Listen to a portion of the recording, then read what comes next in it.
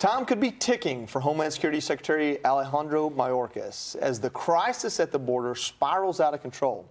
Senior House GOP leadership tells Fox News a Mayorkas impeachment vote could come as early as Tuesday.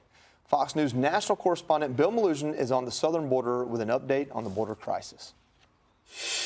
Good evening. We often hear about child trafficking here at the border, but rarely do we actually get to see it. Take a look at this harrowing Texas DPS video. One of their troopers working solo in Kinney County pulls over a human smuggler and a known gang member whose car was filled up with illegal immigrants he was smuggling. As the troopers arresting him, those illegal immigrants start bailing out of the vehicle and running off into the brush one by one.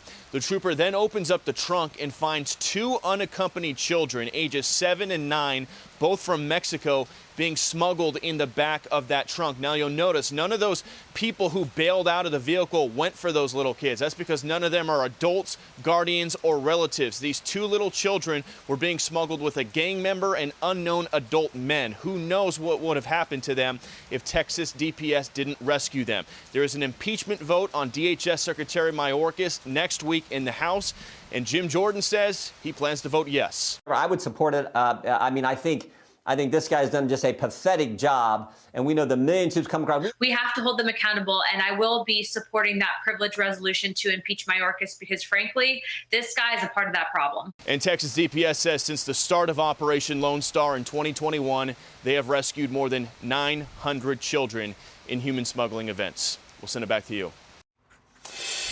All right, Guy, I want to play this soundbite from Mike Johnson, the new Speaker of the House, because there's some politics at play here. Let's play this soundbite from Mike Johnson explaining what his thoughts are on doing impeachment.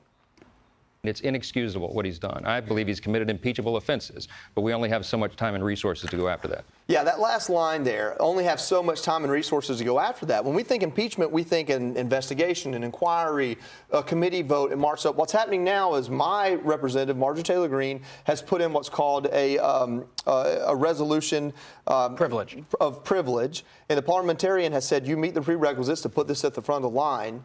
What do you think the politics are here? Are they really going to impeach Secretary Mayorkas? They might impeach him. I doubt he'll be removed from his post because he'd be protected in the Democrat-controlled Senate.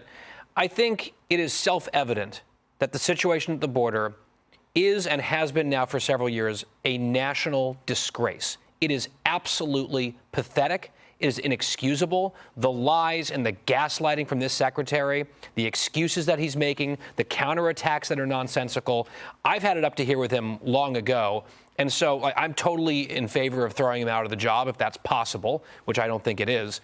The bigger problem, though, is let's say by some miracle he is removed. Then what? It's still Biden's policy. That's exactly right. I mean, he deserves, as a figurehead, I think, to get the boot because of his job performance. But if you don't change the policy, it's going to be more of the same. Anita, just looking at the numbers, because, I mean, the comment there was he has done things that I believe are inexcusable and impeachable. Just looking at the numbers real quick, 1.5 million gotaways.